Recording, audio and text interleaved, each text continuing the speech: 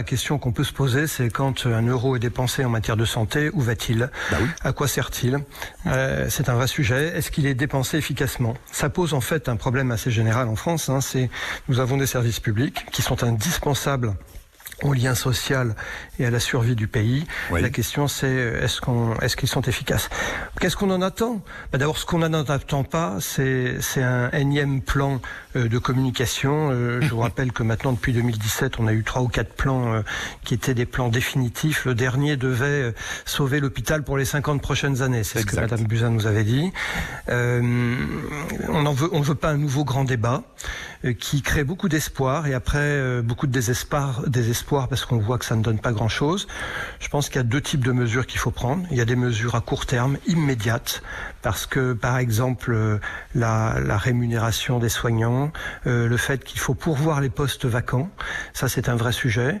Et puis il y a peut-être une refondation beaucoup plus profonde qui ne se fera pas en 3 semaines.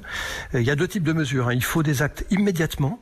Et puis il faut des actes plus profonds et qui vont prendre un peu plus de temps. En tout cas, il faut des actes et il ne faut pas de communication. Philippe Juvin, je parle de la rémunération des soignants. Mécaniquement, si les soignants sont mieux payés, je parle des infirmières, des aides-soignantes, etc., ils vont arrêter de quitter l'hôpital public. Ils resteront à l'hôpital public. On ne sera pas obligé d'importer des infirmières espagnoles.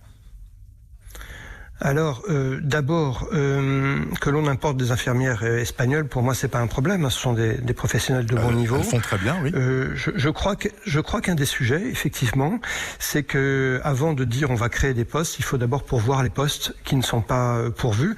Des postes d'infirmières dans mon hôpital, comme partout dans tous les hôpitaux de France, il y a des services qui ne peuvent pas ouvrir, des ailes entières d'hospitalisation qui sont fermées parce qu'il n'y a pas d'infirmières. Et puis il y a également des services qui manquent de médecins.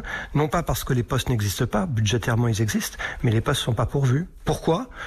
Parce que y a des rémunérations qui sont insuffisantes quand on les compare au privé ou quand on les compare à nos voisins. Oui. Et puis il y a des conditions de travail qui sont difficiles. Vous savez, prenons l'exemple de l'informatique. On a toujours l'impression, nous les médecins, de travailler avec de l'informatique qui date du paléolithique inférieur. Et évidemment, c'est pas très pratique. Et puis,